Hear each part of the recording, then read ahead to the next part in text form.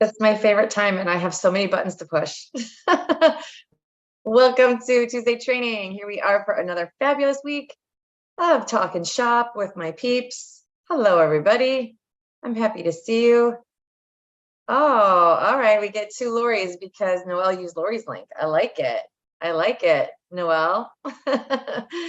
Hey, Lori. Hey, Sandra. I'm so glad y'all are here. Welcome, welcome. Welcome to Tuesday Training. Yeah. Do you see the same thing, Lori? There's two of you. I think Noelle used your link to get in. That's cool. Awesome.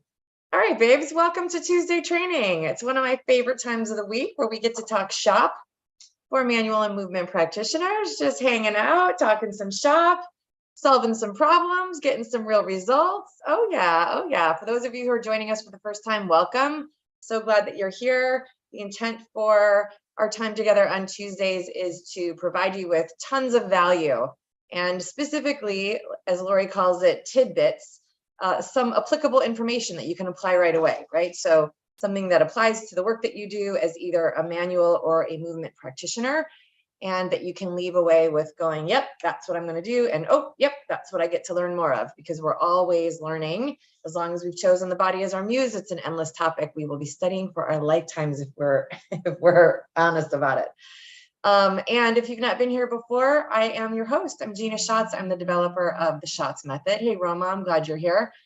I have been working clinically for 30 years now as both a manual and movement practitioner. And so the framework from which I share all of my juicy tidbits is how I work. So if it works for me in my clinical setting, I'm happy to share it with you. And I will never teach you something I don't know, because why would I do that? If I don't know it, I can't teach it to you. So that's who I am, and why I get to be the host for the week. But truly, this hour every week is you guys. Like, you guys bring me the goods. You guys bring me the questions and the troubleshooting and the areas that I get to elaborate on for more clarity for you, either on something that didn't land for you the first time around, or something that you heard somewhere else that you're not understanding how that sort of fits in. And even sometimes something I've said. So, we always get to elaborate. So any question is open game. If you're here, please feel free to use the chat if you don't want to come off mic, but I would love it if you wanted to be on camera with me and having a real conversation. So yeah, so do what you get to do to be comfortable. And I would love to know who's here, meaning I know your names if you're here on camera, and obviously if you logged in, unless your device is under an alias. But I would love to know, where are you in the world? Where are you coming from? And what type of practitioner are you? Manual, movement practitioner, that kind of thing. So I realized that for some folks who watch the replay, they don't realize who's here talking and whether or not the practitioners that are here do the work that applies to the work that they would do. So I just thought we could emphasize that and let everybody know, what kind of practitioner are you? Movement practitioner, manual practitioner? If you want to be more detailed than that, you're welcome to.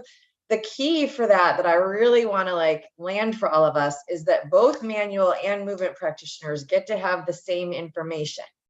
No matter what you're doing clinically, meaning in your workspace, no matter what you, okay, Sandra, nice to see you. No matter what you're doing in your space when you serve clients, as a practitioner, we all get to know the same amount of anatomy and the same functional anatomy, not the same amount, the same type of anatomy and functional anatomy, because it's underlying everything that we're up to. So if you're a movement practitioner and your people are moving and they're uncomfortable, or they can't move because there's some restriction, you got to know the functional anatomy to be able to resolve that for them.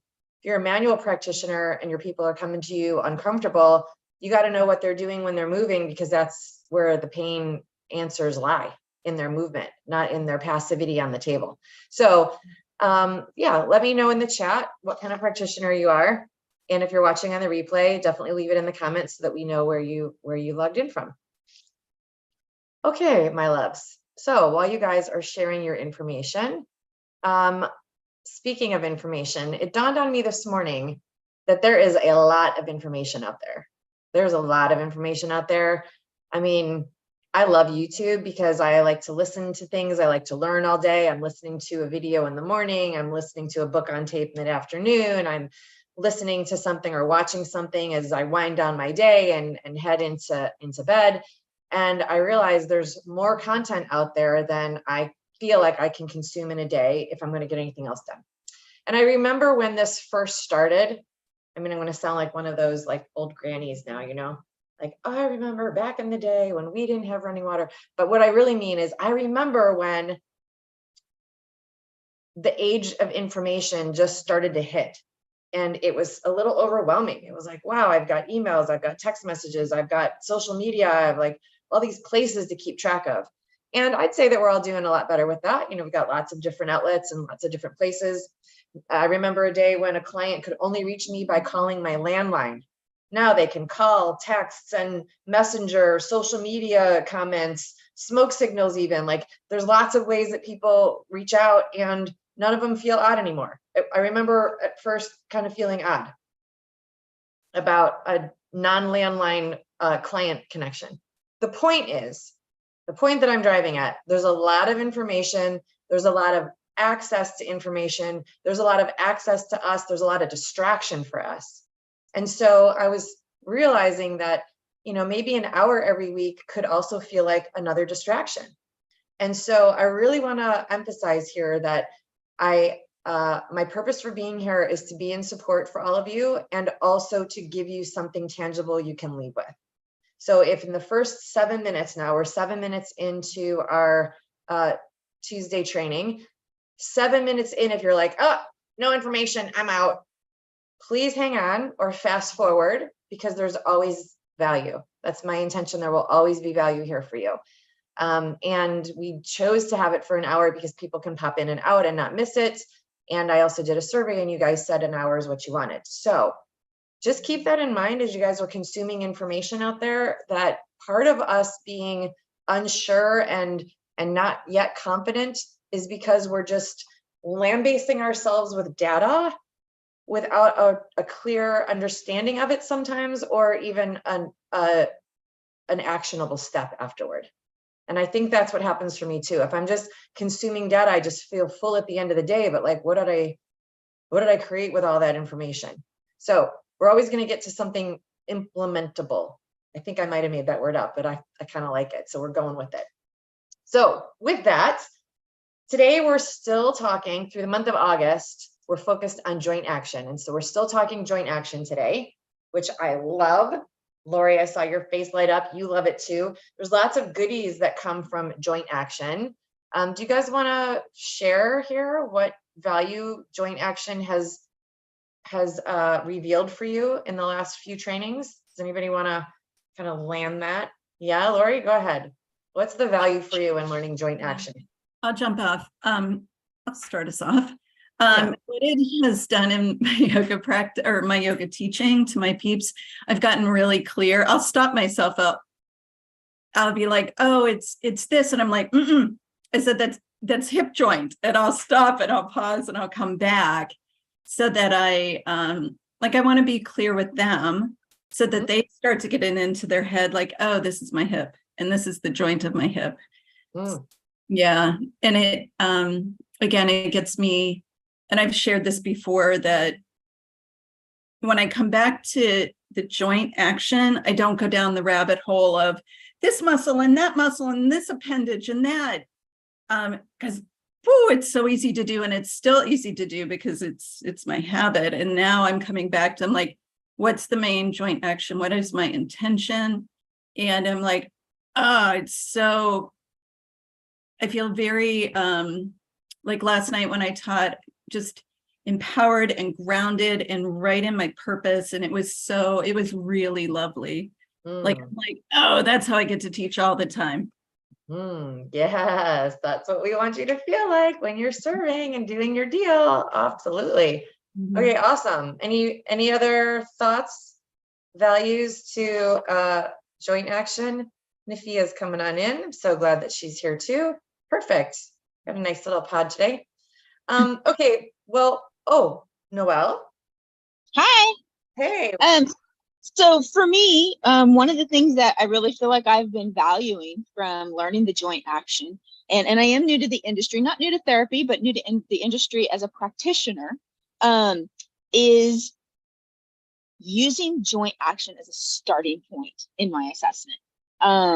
As I would say in the past, I would always focus on, okay, what muscles are doing what? And I'm not saying that's not important, because it absolutely is, but I've kind of switched my thinking into saying, okay, what's the joint doing first? And then now, how are the muscles, ligaments, so on, how are the soft tissues reacting to that? So that's where I've been in this process. And like I said, I'm a newbie, but so eager. Yay. Okay, good. So I love that. Thanks you guys for sharing. It's true, right? If we think about joint action, it adds clarity. It's like it's centering. You don't go wild onto the myriad of possibilities that could be happening. And what I love about it is it tells me exactly where I get to do the work that I do to create the result that I want to create. So the work that I do is to eradicate pain. Eradicate pain from a particular symptom, from a musculoskeletal imbalance, functional restriction, whatever you want to call it, an imbalance. Something's not jiving right in the capability of the musculoskeletal tissues in the body, and it's causing some discomfort, some symptoms, some restrictions even. So my main objective when I'm working is just get rid of it. Make it go away, get it back to full function so that my person can go on with their life and go to their yoga class, go to their Pilates class, etc. And when we're working as yoga teachers and Pilates people, sometimes that's the moment in the movement class to take care of it, right? So that's, again, why I think the work that we do in the SHOTS method, I just knocked Murph in the head. The work that we do in the SHOTS method is great for both manual and movement practitioners. So if I'm working on only resolving this discrepancy, I want to be efficient with that. And because of what we know about compensation patterns and recruitment, and when things are awry, when there's an imbalance, it's usually a little layered. Doesn't have to be, but it's usually a little layers there. Doesn't mean we have to address all the layers either. And so that's my point. Like, is there layers? Do I have to address the layers? Do I not have to address the layers? Is it a long thing? Is it a compensatory stack? Like, blah, blah, blah, blah. If you just go to the joint where the movement happens and discern what is happening or what isn't happening and remedy that, all the other layers will take care of themselves. And that makes it straightforward, efficient, easy for you, easy for them. So that's one of the reasons why I use joint action and why I love it. It makes, and for all the reasons you guys also said, it makes it simple, makes it straightforward. I don't lose my groundedness, I don't lose my cookies, and just head into like creating the result. So let's walk through an example of that. You want to walk through an example of that? Yeah, okay, great. And I see a couple of you coming in. Welcome. I'm glad that you're here. If you've not yet met Murph, I don't know how that's possible. He's my assistant. We love him. Hey, Lynn, nice to see you. He's my assistant. He's a mess, and he is still here with us because he just loves to support. So let's use an example of hip action, which I just love. And I put the blue tape here just so you can see in case there's any contrast whatsoever. First things first, this is a detail that I really want you all to have. When you're doing intakes with folks and they tell you, when a client tells you that they have hip pain, before you even get into your full assessment, when your client comes in and says, I'm having some pain in my hip, where do you think they're referring to? Where do you think they're referring to when they say hip pain?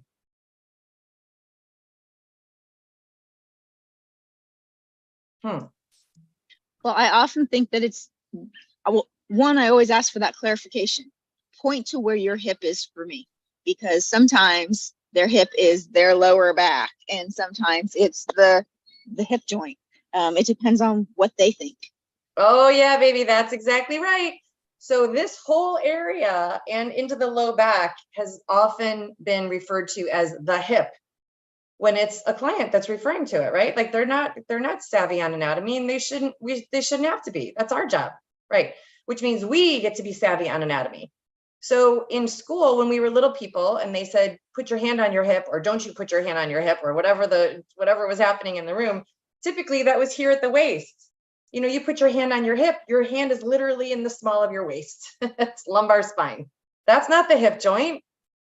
So the action in the body, or the restriction of action in the body, is always at a joint. It's always at a joint. It's not in the middle of a bone somewhere. There's no restriction right here in the middle of the femur. There's no restriction right here in the middle of the iliac crest. The restriction's always in the joint. So when we're looking for the restriction, where we're looking for the source of the problem, it's where movement is impeded or imbalanced in some way. So when a client says, I have pain in my hip, they could be pointing here where they're used to putting their hands when they were kids. They could be pointing right here in the center of the posterior part of their pelvis, or they could actually mean in the hip joint, in here, in the 360 joint where the movement is. Sometimes folks even refer to their SI joint as their hip. They'll say, oh, it's right here. It's like right here. And just like you said, Noelle, always quantify it. Where? Quantify? No, that's quantity. Qualify. Always ask where. Stick to what you know, kids. Just stick to what you know. I'm talking to me. Don't teach something you don't know. I know anatomy. I don't always know all the words. The other things. Okay, so always ask them, great, can you just show me where? Right? You don't want to get sort of critical or judgy, like, well, that's not your hip. Like, even if you're thinking that, they'll feel it because you're in resonance with them, right? So if you're thinking eye roll, they're going to feel you eye roll. They're going to feel the judgment. So just know that they're referring to this region of the body when they say hip. Totally good. At least it wasn't shoulder or neck. At least we're headed in the right direction. Now you just want to zero in a little bit more and say, great, what part of your hip? Oh, you know, the right side. Okay, right side could still be anything here. Great, thank you. Can you point to that for me? And they'll usually do this. And you can't see behind them. And I'll say, great, can you turn around for me? Or can I walk behind you and just see exactly, keep your finger right there. And just get really clear on what that is. They're usually going to point to muscle, because muscle has a lot of sensory input in it. So they're going to point to a muscle, typically, or maybe even a group of muscles. That doesn't mean that's where you have to work, though, right? We know that pain in the body, 80 to 90% of it is referred from somewhere else. So even in the spot that they point to, that doesn't mean you need to start digging your fingers in there. It doesn't mean you need to start moving that spot either. Just know that they're either pointing to a group of muscles where there's function, hip joint action where there's a restriction, or a referral pain somewhere else nearby. So you want to know first where they're pointing and what that means for you. Okay, and that you get to explore that. Let's say, for example, that when they have identified where their hip pain is or their hip discomfort is, that you've determined that it's movement from the hip joint, that it's not somewhere near the hip joint, it's actually in the hip joint. And they're explaining to you that when they step back into a lunge, their back hurts. So now they've told you that they sometimes feel an ache in their hip, but they have back pain when they move. Does that confuse anybody? You're like, wait, how could I have hip pain when I'm sitting here, but when I move, I have back pain? Is it back pain or is it hip pain?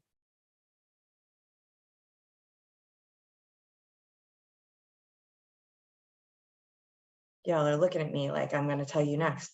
What do you think? Well, you said, is it back pain or hip pain? Well, they're saying it's hip pain when they're sitting and it's back pain when they're standing. So both. Right. The right? pain is where they tell you that it is, but that doesn't mean that's where we work. Right. So we want to still keep exploring more. So what I know is that when they move their hip, something's not working well here, or it wouldn't be referring to another spot. So they're telling me when they move, their back hurts, but I'm knowing that the movement happens at this joint. So if there's pain when they move, it doesn't mean it's specifically at the joint that's problematic, right? Because 80% of the pain in the body is referred from somewhere else. So I'm making this up right now. I'm not giving you an actual case study, but I've seen this scenario 1,000 times, if not more. They may not even have hip pain. They might just say that something's off And then you get to explore, well, what is it? How do I know where I'm working? When do you notice that something's off? Well, I don't really feel good at the end of the day. I don't really feel good in the morning, and they'll give you some specifics on that. You still want to get to the place where they tell you something specific about their movement. When I step my leg back, when I'm doing a lunge, I have back pain. Now we know that there's movement in a joint that we can target, because there shouldn't be pain when you move. Shouldn't step back into a lunge and have pain anywhere. The hip, the big toe, the low back, anywhere. Shouldn't be pain when you move. Pain-free movement for the win. So it's easy to get distracted when someone says, I have pain over here, and forget that you're up to joint action.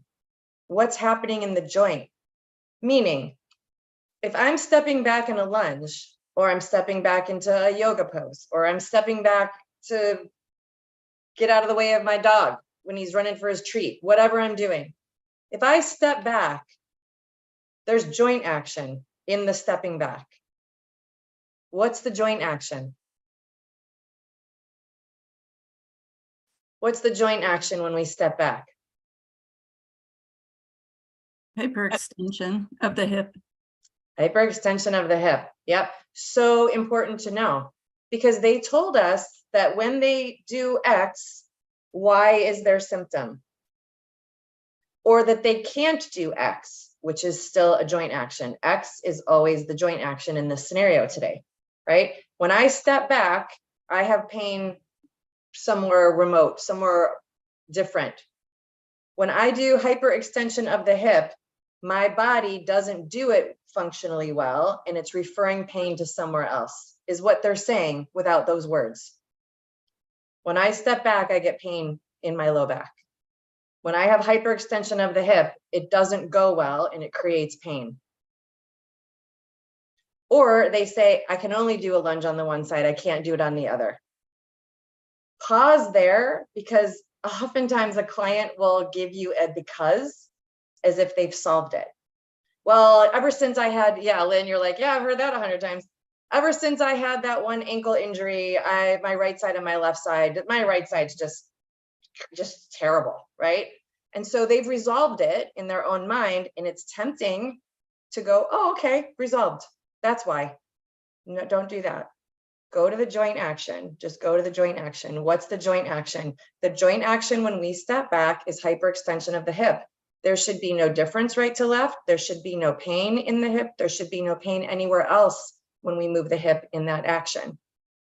So if there's any of the above, when we step back, we know that the discrepancy is in hyperextension of the hip. In that joint action, there is a whole host of symptoms that comes because this joint action is imbalanced. Does that make sense to you guys? Yeah. So it's not always like, oh, I step back and I immediately have pain in my hip socket. No, it's not that straightforward. We want it to be that straightforward in their languaging, but it is that straightforward in our resolve.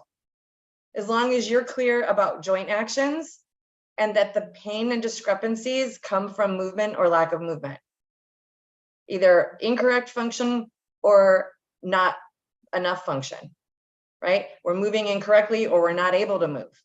Those are the two times when the body will give you a sensation of pain or symptoms. So cool, great. Just know that, and then know your joints and know your joint actions.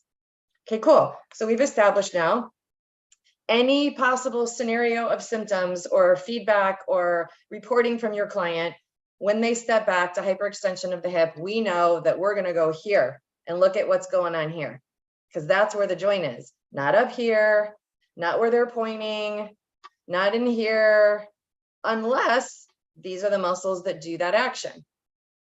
So I probably shouldn't have pointed there because those are the muscles that do the action. So the question then is, all right, now that we've established that it's hyperextension of the hip, that is the function, the joint action that's on the table to be looked at. The next question after you know the joint action is, what muscles do that joint action? What muscles do the joint action of hyperextension of the hip? And let me just pause here before you guys jump in. if anybody who's here or anybody who's watching on the replay is like, okay, I already don't even know what you're talking about because I don't know joint action, that's okay. It's okay if you don't know it and you get to know it. So just make sure that we support you until you know it. And if you're like, well, I knew that that was extension or hyperextension of the hip, I always get them kind of confused. Okay, fine. Get clarity on it. What's the difference between extension and hyperextension of the hip? There's a specific difference and I want you to know it. And you got to know what muscles do the joint action. And that's usually where I see practitioners go, oh, I'm going to let somebody else answer because I don't really remember my muscles and it freaks me out and I don't want to make a fool of myself. I totally get that. And what I wish for you and my intention as I train every week is so that you don't have that feeling. You don't have to know everything about the body, but you got to know what you know. And muscle action is key for us resolving pain. So I want you to know what muscles do the action. If you don't know them all by memorized origin and insertion and name of bony landmarks, it's okay. You know, life's not over, but you got to know what muscle you're targeting so that you don't just start digging into where the symptoms are, right? We want to know the muscles that do the action. So I see you guys filled up the chat, which I love. Oh, there's two Lori's, so that's funny. So Lynn says glutes, awesome. Lori Advocate says Glute Max, and Noelle said glutes and piriformis. Okay, so let's break this down. Thank you all, by the way, for being courageous to answer. And when you answered, by the way, how many of you were like, I'm pretty sure, but I'm not 100% sure? I'm pretty sure, but I'm not 100% sure. Noelle? I was 100. 100? Okay, good. Lynn? 100% sure? 100% sure. Okay, great. So the question then for Lori and Lynn, when you said glutes, are you in your mind remembering that there's more than one glute? Yes. Okay, good. Super important because gluteus maximus, minimus, and medius don't do the same action. Only one of them is involved in hyperextension of the hip. So as I'm appealing to you to know the muscles that do the joint action, if you say glutes and you aren't remembering exactly what they're doing and what you should do for them, and you open up your book while you're in the treatment setting, you'll see that there's 3 gluteus muscles and you're like, oh crap, now I'm unsure again. I don't know what to do. So just know that there's 3 and only one of them does hyperextension of the hip. The other 2 do a different action. Okay, so cool. And it's okay to shorthand it as long as you know. I say glutes all the time, but in my mind's eye, I know there's 3, I know the names of them, and I know what the joint action is specifically, okay? So gluteus maximus is the one. And so Noelle, when you said piriformis, what do you know about piriformis? You wanna be hot seated? Because I'm about to hot seat you. I didn't even ask, I just hot seated you. So you said you were pretty sure, not 100% sure on muscles that do this action. Go ahead. I was 100% sure on the glute max, but I was also thinking there was a helper muscle and I was trying to remember what it was called. And I went for a piriformis. So that's the one I wasn't sure on. Okay, awesome. Well, I love what you brought up because there's always a helper bee. There's always a helper bee and there's a guy who opposes the helper bee. And so this is really important if we're restoring joint function. So we're just going to take piriformis off the table because he's not one of the guys who does a hyperextension of the hip, but glute max is the main guy who does hyperextension of the hip. He's the biggest rump shaker that pulls the leg behind the body, behind the axis, which creates this action, this movable action, if you can see right here in the joint, which is hyperextension. So glute max does that, and he has a helper bee. And helper bees are really important to know in reciprocal inhibition. The helper bees are known as the synergists. If you're like, what the freak did you just say? Let's just backstep it a little bit. Joint action in the body is the name of the game. I cannot stress it enough. Joint action is the name of the game when you're resolving pain and functional issues with your people. And joint action can be easily explained as a lever, right? So one muscle is contracting, the other muscle is lengthening, and then switch and reverse. And when you take that basic lever system, one muscle is contracting, the other muscle is lengthening on one side of the joint and the other.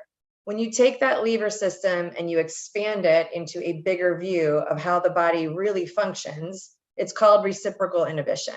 So there's lots of muscles that are involved in one side of the joint contracting and the other side of the joint lengthening. There's lots of muscles involved in that, and it's reciprocal inhibition. Here's where I don't want you to go. If you're just for the first time hearing this, don't just dive into learning all the muscles in every joint action because it's overwhelming. I really recommend you learn the main guy who does the main part of contraction, because the action in the body is contraction. You can learn what's lengthening or stretching, what we used to call stretching. You can learn what's doing that next, but the main guy is the main guy, because the main guy is doing the main joint action and the action is contraction. So learn the guy that does the contraction first.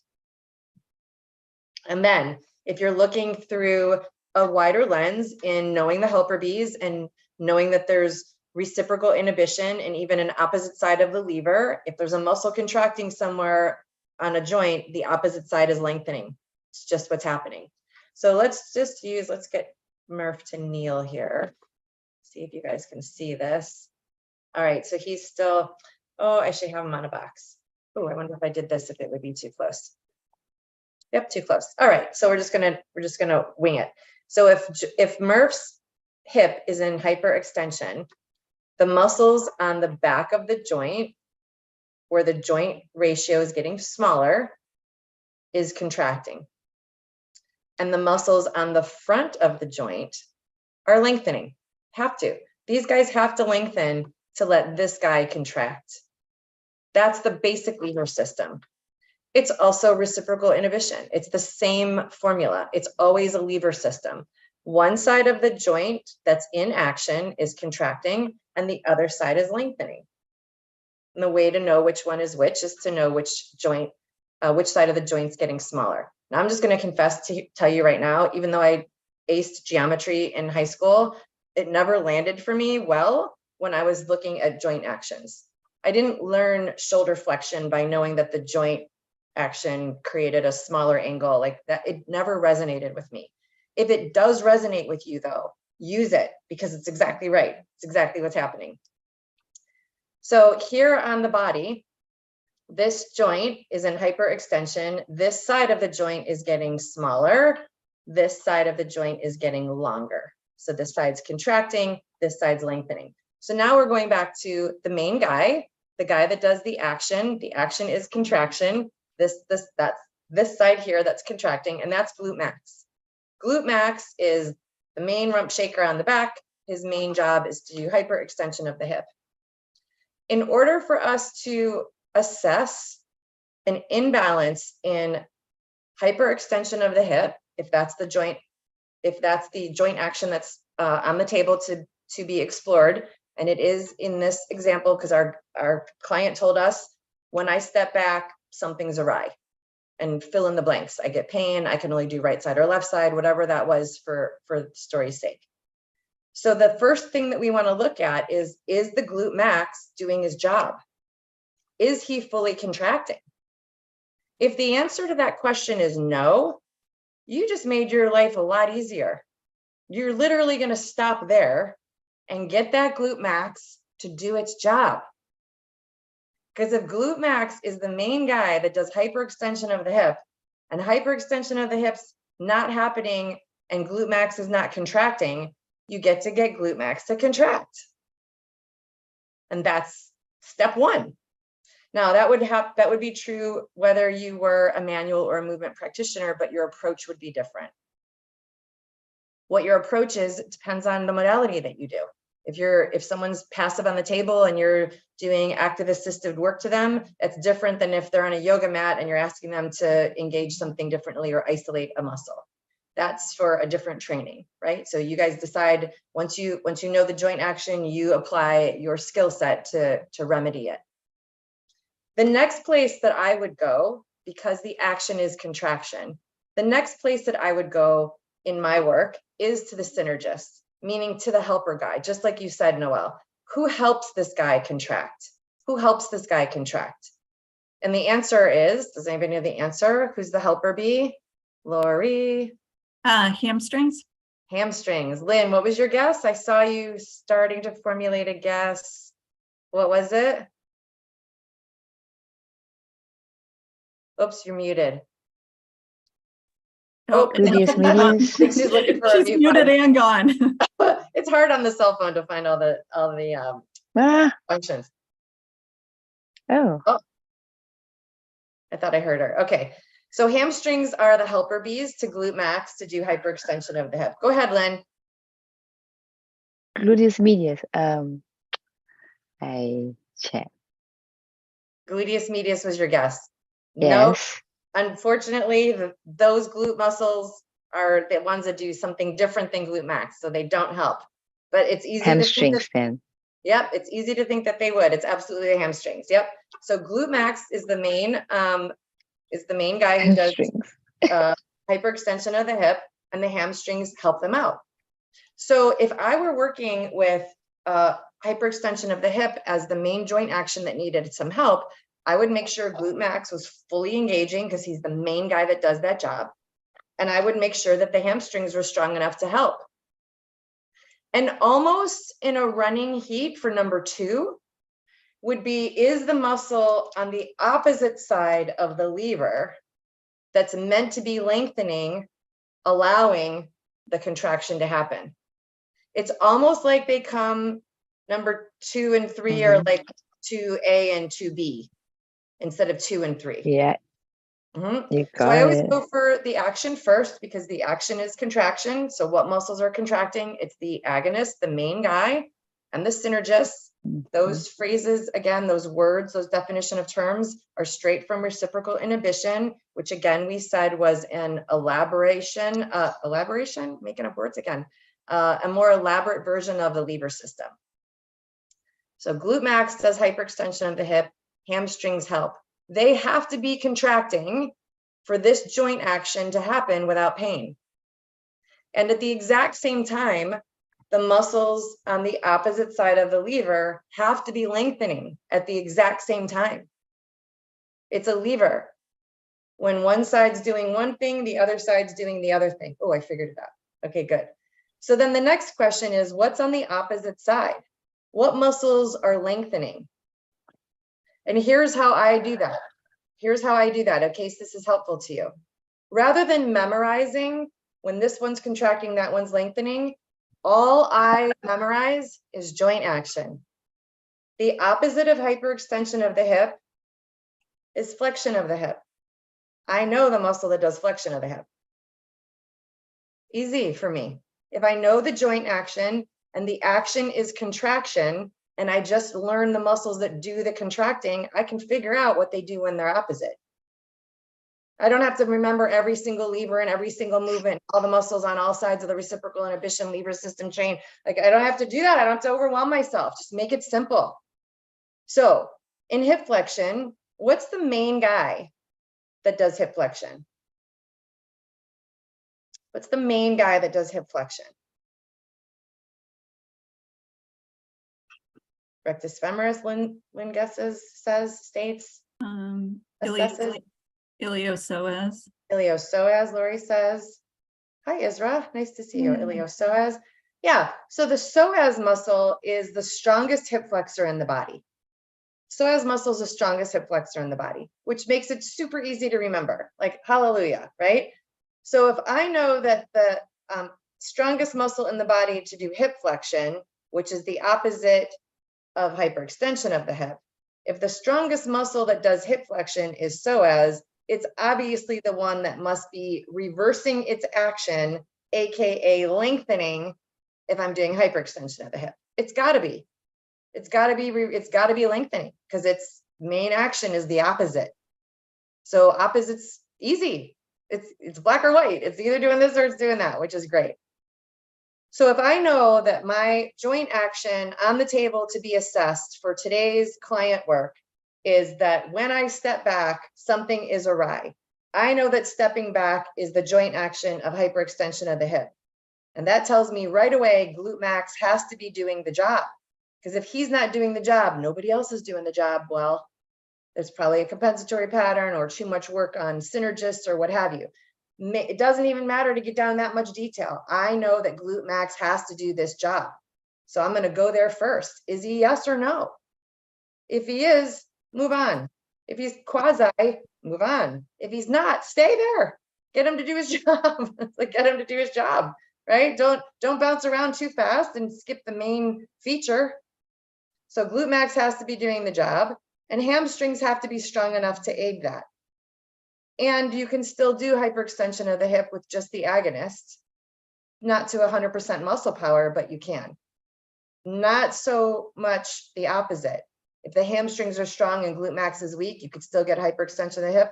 No, the main guy does most of the heavy lifting. The main guy, so stay there. Glute Max does it first, strength of the hamstrings do it second. And at second place is the hip flexor lengthening at the same time. And so when you're looking at a lever and whether there's an imbalance in the lever, it's either is the muscle that's meant to be contracting, and is the muscle that's lengthening on the other side of the lever lengthening. And if one or both of those is no, there's your work. There's your work. Now, oftentimes what will happen is when a client stepping back doesn't use Glute Max fully. I'm going to pick on massage therapists here for a second, so get yourselves brave and don't take it personally. I'm also a massage therapist, so I'm talking to all of us. I'm just telling you what I see often that gets practitioners to spin a little bit. Massage therapists love the Psoas. I freaking love it. And yoga teachers, you're right there second. I'm also a yoga teacher. I can throw us all under the bus. Psoas for the win, Psoas for the win. Oh, it's this deep muscle, it's core, it stores emotions, it's this, it's that, it's all the things. Yes, it's amazing. And it doesn't mean that it always needs to be released. Because here's the thing.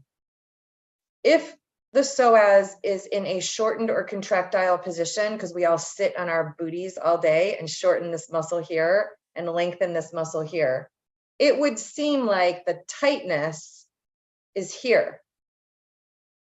Got it. And here's what I want you to use joint action for. If I release this muscle here that's shortened to allow it to lengthen, does that restore hyperextension of the hip? How come? Because the brain never tells the body to lengthen. Because the action is contraction. If the action isn't happening, you got to go to the muscle that does the job. And number two, A or B, is whether or not the lengthener is allowing the contraction to happen. You can tell in a body if their glute max is fired up and the joint range is very small. You can tell. But if someone steps their foot all the way back, their glute max could still be like a little flimsy pancake, which means it's not necessarily where the leg is, it's whether the muscle's doing the work. Your body will do anything you ask it to do, even at the risk of doing it functionally incorrect. And that's how we get into trouble. Because we end up doing all kinds of crazy shit and then going, oh yeah, it wasn't a good idea. Right, but the body did it anyway because it wants to play with you. So it's not only how does it look, it's what's doing the work to create that look. And what's doing the work to create that look is muscles creating joint action. And that's my final say on why joint action is so important. I wrapped it up with a bow. Okay, so how does that? Did that land for you guys? Yeah?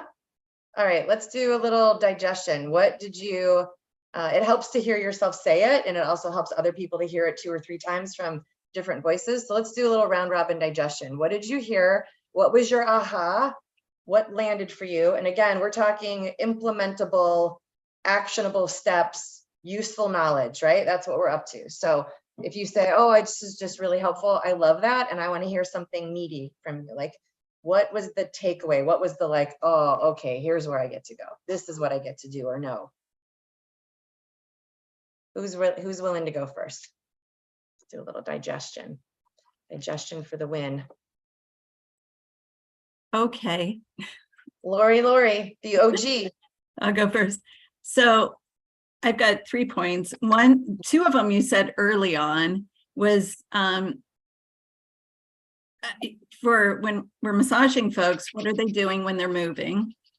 And then also for movement folks, what are they doing when they're not moving? Like, how are they sitting during the day? Like, what are they doing when they're not on the mat? I love that. And yeah, I know that was my little aha. And then I also loved, and you've said it for years and before, is that massage therapists like to release and yogis like to lengthen.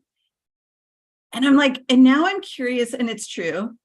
Like, why do we, I'm down the rabbit hole of like, why do we do that? Is it easier? Is it easier to just to do that for us, or? No, it's easier to resolve the problem. So you don't spin out and lose your sense of confidence. It's much easier to solve the problem than to spin around. But what we just talked about is it doesn't, like for the hip, if we're lengthening and releasing the psoas, it might not solve the problem that the glute, the rump isn't strong, or the hamstrings isn't strong. So it's not really resolving it. We think it is, but it's really not. Right. The answer that I have for you is because the sensation is in the stretch. So we're sensation junkies. Yeah. You don't feel your glute max contracting and hyperextension of the hip. Yeah. But you'll feel your psoas scream at you if it's not cooperating in the lengthening part. Right. And we think that, I'm really working it because okay, yeah. We follow the symptoms and the sensation is in the stretch. Those two laws of the body are why we end up going in the wrong direction. Yeah, the opposite. Okay, cool. Mm-hmm. You had a third point. Did I? Yeah, you said you had 3. Yeah, but I broke up massage folks and movement folks, what they're doing. Yeah, those were my 2. Beautiful. Love it, Lori. You pulled out 2 laws of the body from me too. Remember we had a class on that a few weeks ago? Yep. Love it. All right, cool. Thanks, Lori, for going first. Lynn, Noelle, Isra, anybody else here who's not on camera? Oh, there's a whole bunch of us. Nafia, hi, I'm glad you're here. You can digest too. Roma, Ronnie. Okay, what do you got, Noelle? So for me, I think I'm going to go back to my original comment, is that I really love reframing my own brain and my own skill as to paying attention to the joint first. I don't know that is been my go-to in the past, and it's something in the last couple of weeks I've really been focusing on, is what's the joint doing, why, and how those muscles now are reacting to that. And so I think one of the things that you said earlier that resonated was focus on those primary movers first, or key even, because I do still think that my mind is trying to go in and look at every little muscle as well. And I think I need to set that aside for now and just focus on those bigger muscles and how they're affecting that joint action. So just good stuff. Yeah, awesome. Noelle, it's so true, right? For those of you who are manual therapists or massage therapists, the plight of the massage therapist, man, like overworking, like grinding your way, churning through brain power and thumb pressure to try to generate a result. And it just doesn't need to be that hard. I'm telling you, it can be so easy. I do have a question though, based on what you said real quick. Sure. So you were talking about if the gluteus maximus is, the contractor, and that there could be a problem there, but the psoas could also be extra tight. If you find out that it's both, and you're looking at your client, would there be a first versus second? Would you release the psoas in order to soothe that, and then go and try and work on the gluteus to strengthen it, or does it make a difference which order you would work on them? Mm-hmm. It makes a difference. That interests me. That interests me. So do you have a guess? No. In my brain, I would think that you would want to kind of soothe the psoas first, one, to make the body more receptive to the touch, and willing to allow itself. I mean, if it's all tight, you'd want to do something to release it and make it more accepting of all the rest of the work. That's where my head goes. But I'm not sure that that's the right way. That's just where my head goes initially. Yeah, I totally get it. And I used to think the same thing. And I think it's because of how we're trained as manual practitioners to release everything. Yeah. Massage therapists want to release everything. Go ahead, Laura. Yeah, no, Noelle, that just prompted me. And I'm like, would strengthening, like, I get it. I get that we want to, like, you're okay, you're safe, everything's good. But would strengthening the hamstrings and glutes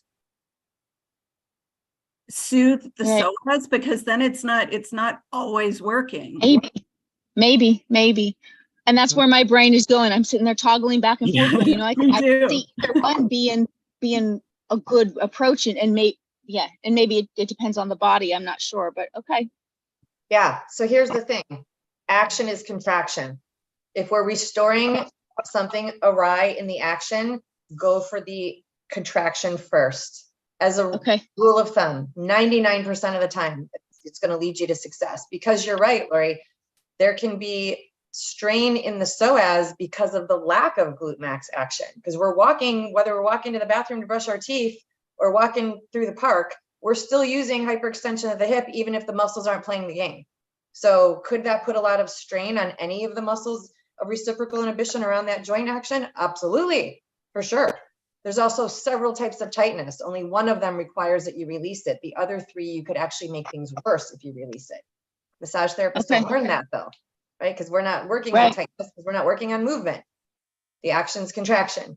So yes to all of that. The other thing I will tell you, the third reason why I would not release the psoas first is because depending on someone's constitution, if you release the only muscle that's holding stability in that area of the body, you could leave them unstable, especially the psoas, because it's both phasic and intrinsic. You could destabilize someone by releasing the muscle that's holding them up at the core. And that's further advanced work. Like, we're definitely going to get to that into mastery as we move along here. But I just wanted to give you, like, I'm passionate about this for a reason, because I've clinically made mistakes and then learned from them, and see how the body responds well. Could there be arguments where releasing the psoas is the right thing to do in the moment, like the one that you brought up, Noelle? Absolutely. 99% of the time, though, go with glute max first. And if you don't know how to strengthen glute max, why bother releasing the psoas to restore function of that joint? If you don't know how to restore the function of the joint, you don't know how to restore the function of the joint. Be honest about that and go learn how, rather than just releasing because it's the only thing we know how to do, because it's not always going to leave someone better for the wear. And we're taught that. So again, no shade on any of us. We're all taught that. Yogis want to stretch and relax. Massage therapists want to release and dig and strip fibers. And it's just what we're taught. And that's fine. And there's absolute applicable yesness to all of that. Here in this academy, we're eradicating pain. And that comes from dysfunction, meaning function that's awry. And function is movement. So what's the movement? It's the action. And now we're back to where we started. Does this make sense to you guys? You see where my logic is, how I just take it right back to step one? I just use how the body's designed to take me back to step one, and then I don't have to get too convoluted about it. I remember, I'm just going to say this. I remember in college getting my undergrad degree and taking a logic class. I took logic and philosophy all in the same semester. Wow, my brain was just like caramel. And there was a lot of awesome, Lori, thank you. Yeah, we have a course in our academy, Inspired Beyond Anatomy, talks about muscle tightness, and we talk about it in mastery as well. But I remember that time in college where it was so much conjecture, freaking making up words all left and right today, you guys. There was so much talk. And I remember when the exam time came, I was nervous because I was like, how am I going to ace this test? We never got to an answer. We just talked for 60 minutes every freaking week that I came to this class, both of them actually. So how do I know if I'm going to have the right answer? And I remember very clearly my professor saying, well, that's philosophy. It's based on your own internal compass. And you take as much information about morals and ethics and your own value system, and you conclude what the right answer is for you. And the only way to know that is to wait to see the results around you and whether you get the results that you intended. And I thought, okay, well, that's like super liberating and awesome and super freaky scary, because where's my compass? So sometimes when we talk anatomy, we can get into that kind of like, well, it's different for everybody, and maybe it's this, and maybe it's that. I'm here for that. I love exploring all types of permutations and nuances of the body. And our goal here is to create results, which means we need to stop just chatting about it and get on with it. And the getting on with it is use your anatomy and how the body's designed and start there. If there's a nuance that's going to reveal itself, it will afterward. And then you can get into the ticky-tack. I believe that practitioners spend a lot of time talking because they're not confident. So they're talking themselves into feeling confident about their answers. I just want you to be confident about it. I just want you to know enough anatomy that you're like, I got it. I know where to start. And I know that if it works, I'll know. And I know if it doesn't work, I'll sort it out. Like, I want that to be the way you approach things, not, arm wrestling over nuanced ideas between colleagues. Anyway, the soapbox is now complete for today's training. Unintended, but that's where we are. Really, guys, we get to make it simple. You get to work easy and create amazing results, and your people get to live free. And then everybody has an amazing time here in our, in our playground called the body. So with that, I've run us right up to the hour, and I do get to jump into another training. So I'm going to bid you adieu for today. And thank you all so much for coming. Thank you for playing. Thank you for being vulnerable and courageous and adding into the chat. Thank you for being open to learning more and to just seeing where you are in your knowledge and power. And I'm here for you every week to provide value and something that's applicable. So I would love to hear from you guys. If you want to come back and leave me notes in the comments under the video, or just send me a direct message. I'd love to hear from you guys how you implemented this work we did today, this knowledge this week while you were working, and what results did you see? And even what questions came up. I would love to hear from you about that. Okay. All right, my friends. Thank you so much for the work that you do in the world. Continue to do